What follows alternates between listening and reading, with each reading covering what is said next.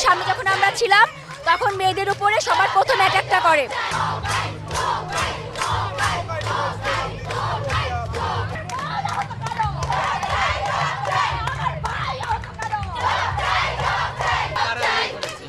আমাদের উপরে ছাত্রলীগ প্রথম অ্যাটাকটা মেয়েদের উপর করে হলের ভেতর থেকে। সূর্যশীল হলের সামনে যখন আমরা ছিলাম তখন মেয়েদের উপরে সবার প্রথম অ্যাটাকটা করে। একটা ছোট একটা বাচ্চা মেয়ে ছিল, হাই স্কুলের মেয়েটার মাথা পেটে ওখানে পড়ে গেছে। পরে সেই মেয়েটাকে আমরা এখন পর্যন্ত কোনো খোঁজ পাই নাই। ওর বল থেকে আমরা দৌড়ায় চলে আসছি বিচি চত্বরে। বিচি চত্বর থেকে আমাদেরকে দাঁড়াইছিলাম, নর্মালি দাঁড়াইছিলাম, কোনো ঝামেলা ছিল না।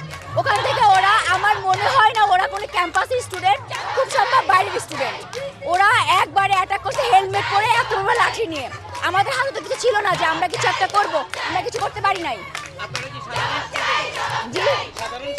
হ্যাঁ, আমরা সাধারণ স্টুডেন্ট ছিলাম। আমরা আন্দোলনে যখন একবার দাঁড়াইছিলাম তখন আমাদের